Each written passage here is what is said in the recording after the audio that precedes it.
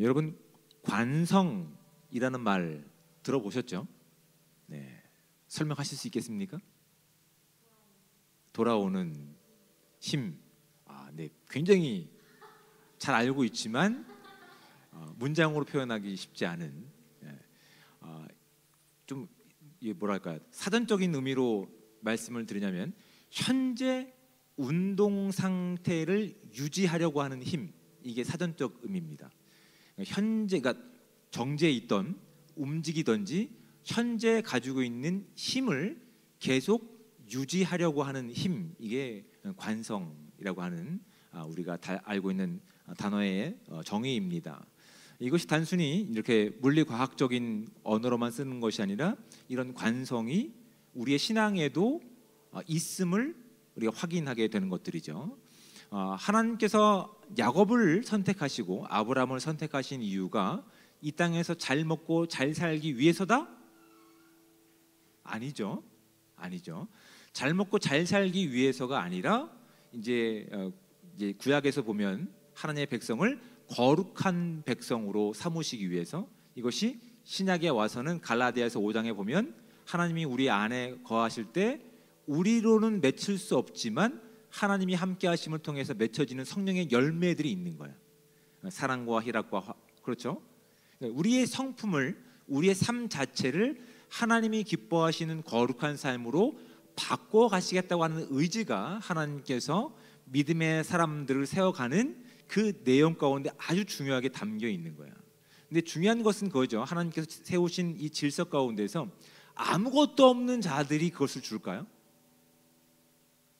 예를 들어서 제가 10원 한 장 10원도 없습니다. 제가 여러분에게 10원을 줄 수 있을까요? 불가능하죠. 이거는 이 자연 질서 가운데 불가능한 겁니다. 그래서 하나님께서 아브라함을 선택하셔서 그를 축복하시는 내용이 네가 복이 될 거야입니다. 복이 될 거야.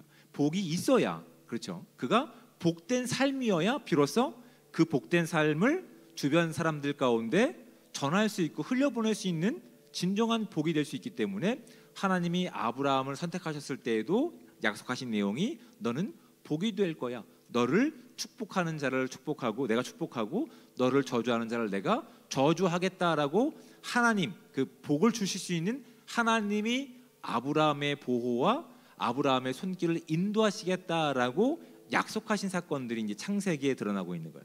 하나님이 그 인생을 책임지시고 하나님이 그 인생과 함께 하시기 때문에 아브라함은 복된 삶이라는 사실을 우리가 잊지 말아야 되는 겁니다.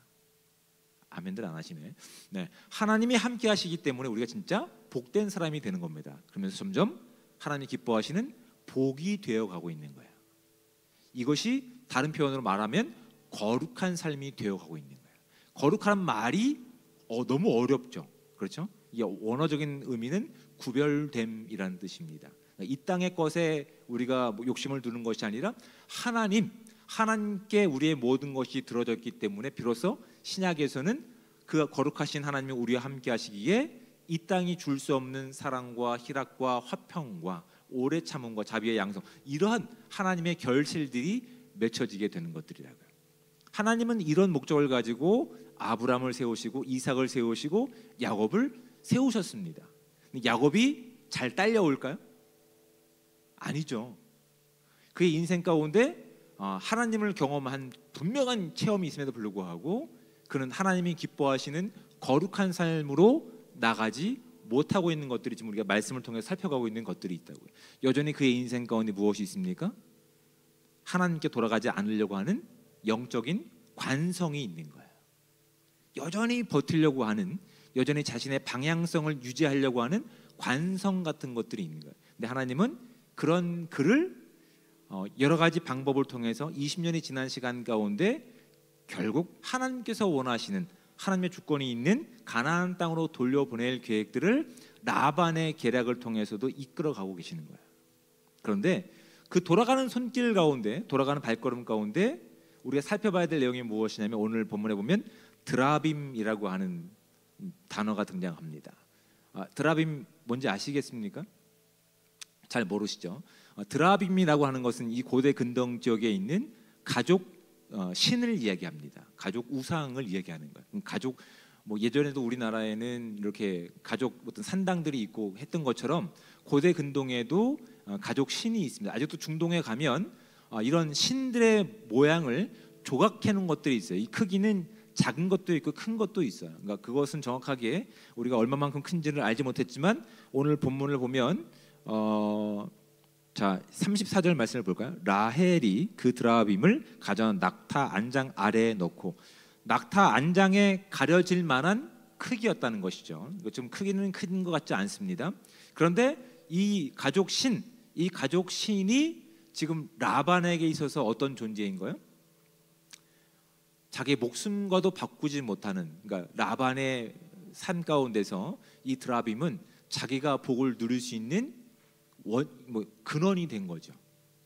그러니까 지금 하나님의 인도하심과 보호하심 가운데 야곱은 마치 다시 도망자의 신세처럼 도망가고 있는 과정 가운데서 야곱의 아내인 라헬이 자신의 아버지가 자신의 목숨보다 더 귀하게 여겼던 드라빔을 훔치는 사건이 오늘 본문 가운데 등장하고 있는 거예요.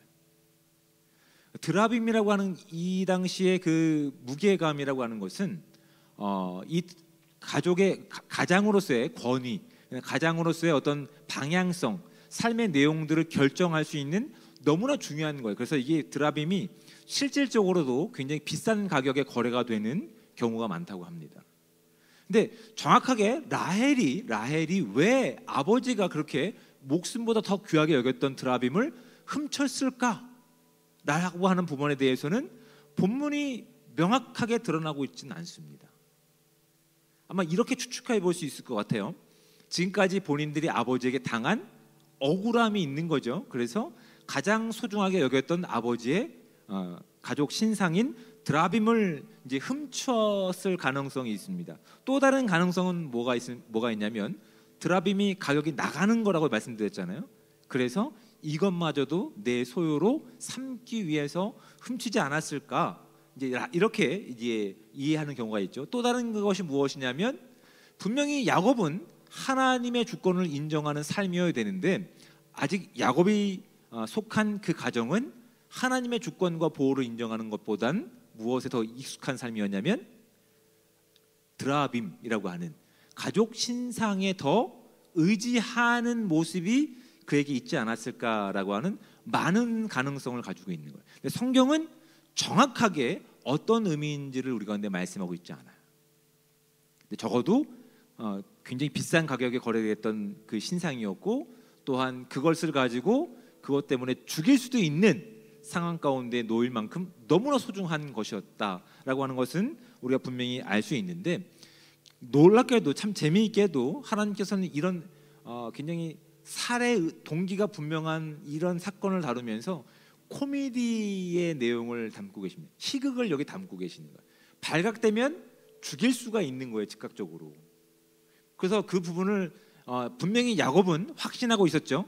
우리는 절대 가져가지 않았습니다. 그러니까 발견되면 당신의 소유가 될 겁니다라고 얘기하는 거예요.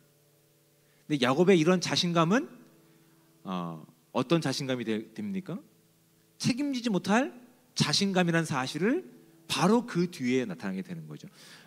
말씀을 좀 볼까요?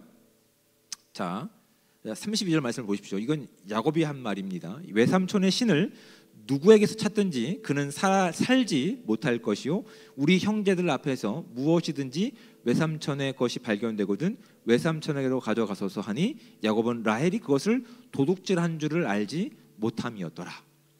야곱은 이 사실을 몰랐어요. 몰랐음에도 불구하고 어디서 오는 자신감일까요? 어디서 오는 근거 없는 자신감일까요? 야곱의 이런 잘못된 선택으로 인해서 누가 죽을 뻔했습니까? 자신이 가장 사랑하는 라헬이 죽을 뻔한 위기를 맞게 되는 거예요. 묘한 복선이 깔려 있어요. 지금 야곱에게는 몇 명의 아내가 있습니까? 총 4명의 아내가 있어요. 그 중에 누굴 가장 사랑했을까요? 라헬이었어요. 자신이 가장 사랑하는 아내를 지키지 못하는 약속을 지금 누가 하고 있는 거예요? 야곱이 하고 있는 거예요. 야곱의 이런 모습을 통해서 우리의 인생을 되돌아보게 된다고요. 우리도 책임지지 못할 약속들을 하고 있지는 않는지를 살펴가게 됩니다. 그래서 가능하면 여러분 책임질 말만 하시기 바랍니다. 가능하면 얘기했으면 그 말에 책임지는 인생을 사시기를 주님의 축복을 드립니다. 저도 말을 잘 많이 안 합니다. 말을 하면 할수록 실수가 많아지는 것을 저도 알고 있기 때문에 그래요. 그래서 제가 뭐 얘기할 때 언제 밥 한번 먹자라고 얘기하면 저는 끝까지 밥을 먹습니다. 제가 잘 얘기 안 하잖아요. 안 먹겠다는 얘기입니다. 네. 농담이고, 저는 밥을 한번 먹자라고 얘기하면 빈말로 얘기하지 않습니다. 언젠가 반드시 밥을 먹겠다라는 약속을 하고 있는 거예요. 또 저는 이렇게 얘기합니다. 어떤 어려움에 처한 사람이 있으면 제가 예를 들어서 그 한 사람을 위해서 기도하지 못할 상황에 있다고 한다면 그 당장 약속은 하지 않아요. 근데 하나님 주신 마음 가운데 꼭 기도해야 되겠다, 기도를 끝까지 해야 되겠다라는 마음을 주시면 그때 약속합니다. 저라고 얘기해 봤을 때 야, 기도해 보자라고 얘기한 적 들어보신 적 있습니까? 없는 분도 많죠. 저는 그런 약속을 하지 않으려고 합니다. 왜냐하면 우리가 섣불리 이런 약속을 했을 때 우리가 스스로 책임지지 못하는 하나님의 백성다운 모습을 내 스스로 하고 있기 때문에 그것이 발각되면 어떻게 될까요? 하나님께서 원하시는 삶보다 과거의 내 체면을 의지하는 삶으로 돌아갈 영적인 관성을 우린 충분히 가지고 있음을 누굴 통해서? 야곱을 통해서 확인하게 되는 것들이라고요.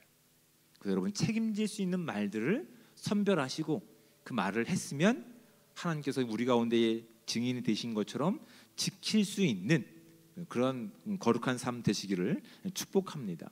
근데 또 한 놀라운 희극이 뭐가 있냐면 여러분 라반에게 있어서 또한 뭐 이 당시 문화겠지만 드라빔 그 가족 신은 어떤 존재입니까? 그 가족을 바른 길로 이끌고 복을 줄 수 있는 존재였어요. 그렇죠? 근데 지금 그 신이 어떻게 된 겁니까? 쉽게 얘기해서 납치를 당했어요. 그리고 그 신이 라반을 보호해줘야 되는데 보호받지 못한 채 어떻게 돼 있습니까? 라헬의 엉덩이에 깔려 있는 거예요. 재밌지 않으세요? 하나님께서는 하나님이 선택하신 그 야곱이 진짜 복이 되어 가시는 복으로 만드시는 과정 가운데 이런 희극을 성경을 읽고 있는 독자들로 하여금 보기를 원하고 있는 거예요. 너희들이 믿고 의지했던, 오늘날로 우리가 얘기하면 여러분 우리의 인생 가운데 드라빔이 무엇이 있을까요? 우리의 어떤 앞길을 책임져주고 믿을 만한 근거가 되는 것들. 쉽게 얘기해서 한 가지 예를 들면 과학이라고 하는 그 부분을 한번 얘기해 볼까요? 여러분 과학은 뭘까요? 증명된 사실이라고 얘기하지 않습니까? 그렇게 얘기하지 않습니까? 네, 그렇게 얘기합니다. 근데 그 앞에 빠진 것이 있습니다. 뭐가 있을까요?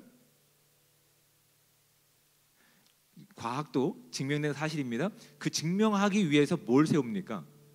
가설이라고 하는 걸 세웁니다. 가설은 이렇게 될 거야 라고 하는 과학적인 신념, 과학적인 믿음의 근거를 두고 있습니다. 그렇죠? 그 믿음을 연구와 또한 학습을 통해서 증명될 수 있으면 과학적으로 증명됐다라고 얘기합니다. 증명을 통해서 내 가설이 증명됐다라고 얘기합니다. 여러분 우리가 살고 있는 이 모든 시대 가운데 그 과학으로 모든 것이 설명될까요? 네, 안 됩니다. 그것이 우리의 현실이에요. 근데 우리가 지금 속고 있는 게 뭡니까? 과학적인 증명이랍니다. 과학적인 방법이라고 합니다라고 얘기하면 무엇보다 더 신뢰하는 경향이 있죠. 하나님 말씀보다 과학의 결과를 더 증명하고 신뢰하는 우리의 모습들이 있다고요. 어느새 예배하고 있으며 어느새 하나님이 함께 하심을 가지고 기도하고 있는데 과학이라고 하는 이 땅이 만들어 놓은 이 땅의 어떤 힘 가운데 우리가 그것을 의지한 나머지 어느새 어떨 때는 신앙, 어떨 때는 과학을 의지하는 모습들이 우리 가운데 있다는 사실을 우리 스스로도 발견하게 되는 거예요. 그러니까 드라빔보다 사실은 우리에게 진정한 복을 줄 수 있는 분이 하나님이심을 야곱의 인생을 통해서 우리로 하여금 알게 하실 목적이 있는데 어느새 우리의 삶 가운데 깊이 들어왔던 나의 이익을 위해서, 나의 편안함을 위해서, 아니면 사람들과의 관계 가운데에서 나타나는 비교 때문에 하나님께서 기뻐하시는 복보다, 복된 인생으로 살아가는 것보단 그들이 원하는 모습에 복으로 치장하려고 하는 우리의 모습들, 그래서 복된 인생으로 살아가는 것보단 다시 과거의 나로 돌아가려고 하는 모습들이 있다는 사실을 성경은 이 하나님의 주권과 보호 가운데 돌아가는 야곱의 그 발걸음 가운데 우리의 모습을 볼 수 있는 기회를 주신 거라고요. 결국 우리가 그렇게 우리의 편리함과 나의 이익과 사람들과의 비교 때문에 어쩔 수 없이 했던 선택들이 하나님이 기뻐하지 않으시는, 하나님께서 원하시는 거룩한 삶의 모습이 아니라 과거에 우리가 살아갔던 방식, 우리가 지금도 무엇보다도 더 섬기고 있는 드라빔이 있다는 사실을 성경은 우리로 하여금 지적하고 있는 겁니다. 근데 하나님께서는 오히려 그렇게 신뢰했던 그 라반의 신인 드라빔이 이렇게 시극으로 전락하는 것을 통해서 뭐라고 얘기합니까? 그것은 너의 인생을 책임지지 않는단다. 그것은 도난당했으며, 그것은 납치당했으며, 지금 엉덩이에 깔려 있단다. 하나님께서는 이것을 우리로 하여금, 야곱으로 하여금 알게 하십니다. 그리고 야곱이 지금 이 상황에서 몰랐기 때문에 그냥 넘어가지만, 하나님께서 마지막 가나안 땅, 하나님의 주권이 있는 그 땅, 상징적인 땅이지만 그 땅에 들어가시기 전에 뭘 얘기하시냐면, 너희 가운데 있는 모든 드라빔들을 꺼내서 다 버려라라고 말씀하세요. 그러니까 지금 다 드러나지 않았을 뿐이지, 지금 그들이 숨겨왔던, 자신들이 숨기고 있는, 자신들이 숭배하고 있는 수없이 많은 드라빔들이 있다는 것이 나중에 하나님이 들춰내시는 시간 가운데 발각되고 있다고요. 여러분, 우리의 인생을 책임지시고 우리를 진정한 복으로 만드시는 분이 누구실까요? 하나님이십니다. 하나님께서 우리와 함께 하시기 때문에 우리가 이 땅에 가지고 있는, 이 땅의 기준에서 봤을 때는 아무것도 없다 하더라도 하나님이 우리와 함께 하시기 때문에, 그 거룩함이 우리와 함께 하시기 때문에 우리가 비로소 어떤 존재가 될 수 있냐면 사랑을 나눠줄 수 있는 존재가 되는 거예요. 이것도 참 어려우시죠? 여러분, 사랑은 뭐 고린도전서의 13장에 보면 사랑장에 나오잖아요. 끝까지 포기하지 않는 겁니다. 끝까지 포기하지 않는 거야. 내 목숨이 죽는 한이 있다 하더라도. 그 사랑을 가지고 여러분 지난 한 주를 돌아보시기 바랍니다. 끝까지 사랑하신 적 있으십니까? 한 2번 정도 사랑하다가 포기하지 않습니까? 예수님의 제자들도 복음서에서 이렇게 얘기합니다. 주님, 저희가 몇 번 사랑하고 몇 번 용서해야 됩니까? 예수님께서 말씀하시죠. 70번씩 7번 용서하라고.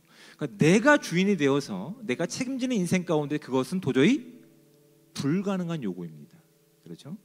근데 영원하신 하나님, 정말 하나님, 참 사랑의 하나님께서 나와 함께 하시고 그 넉넉함과 그 거룩함을 가지고 우리가 살아낸다고 한다면 70번이 아니라 우리는 영원까지 사랑할 수 있는 존재가 되어갈 수 있다고요. 하나님께서는 그 약속을 하고 계시는 거예요.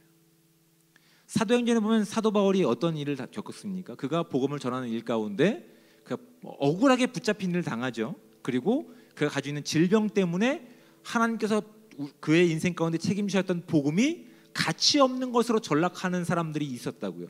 야, 예수 믿는 사람이 옥에 갇히는 게 말이 돼? 걔가 잘못한 것이 있으니까 갇힌 것일 거야. 걔가 잘못된 것을 가르쳤기 때문에 그가 그것 때문에 갇힌 것일 거야. 그렇게 확정짓는 사람 가운데 억울할 수 있죠. 하나님, 제가 제 명예를 위해서, 제 사리사욕을 위해서 이 일을 하다가 붙잡혔습니까? 아니지 않습니까? 하나님, 이 질병 때문에 하나님의 복음이 다른 것으로 왜곡되는 상황 가운데 하나님 이 질병을 좀 낫게 해주십시오. 근데 어느 날 3번 간절히 기도한 이후에 하나님께서 그 마음 가운데 이런 감동을 주시는 거예요. 너에게 있는 은혜가 충분하다. 내가 가지고 있는 질병이라든지 옥에 갇힌 것 때문에 내가 거룩함을 살아가는 데 있어서, 그 거룩함을 증명하는 데 있어서 부족하다라고 얘기했는데 하나님은 오히려 우리 가운데 말씀하시는 것이 네 은혜가 내게 족하다라고 말씀하시는 거예요. 하나님의 거룩함을 살기 위해서 여러분 예를 들어서 지금 수능 기간이 다가오니까 몇 점 만점이죠? 400점 만점인가요? 모르겠습니다 제가. 아무튼 400점 맞아야 되겠습니까? 아니라고 대답하시는데 그럼 어떻게 해야 됩니까? 어떻게 하나님의 거룩함을 살아가는 겁니까?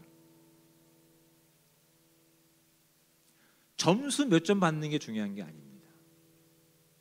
우리가 수능이라고 하는 시험을, 대학 수능 시험을 치는 것은 지금까지 열심히 다가와서 우리가 목적하는 것이 대학이라고 하는 다음 과정이기 때문에 거기서 요구하는 점수를 우리가 얻기 위해서 보는 시험이지 않습니까?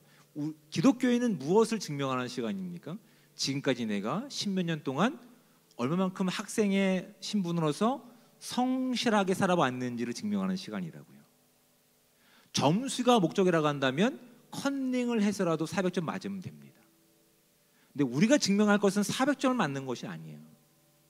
지금까지 하나님이 함께 하셨기 때문에 그 거룩함과 진실함과 성실함을 가지고 시험 치는 날 지각하는 것이 아니라, 그렇죠? 성실하게 일어나 그 시험 시간에 들어가서 지금까지 내가 어떠한 인생을 살아왔는지를 성실함을 가지고 증명하는 시간이라고요. 그런데 어느새 우리가 그것이 진리인 줄 알고 있는데 무엇에 또 관성에 휩쓸립니까? 좋은 대학 가기 위해서는 400점 맞아라. 이것 때문에 그 성실함을, 거룩함과 정직함을 버리고 컨닝하거나 이런 일도 있다는 사실이 많은 기독교인들 가운데 있는 어려운 부분이라는 사실들을 우리가 부인할 수 없다고요. 우리는 언제라도 과거의 인생으로 돌아갈 수 있는 관성을 가지고 있는 자들인 거예요. 근데 결국 하나님께서 야곱의 그런 인생 가운데 개입하셔서 얼마나 그런 것들이 쓸데없는 일인지를 드라빔이 모욕당하는 사건을 통해서 우리 가운데 분명히 말씀해 주고 계십니다.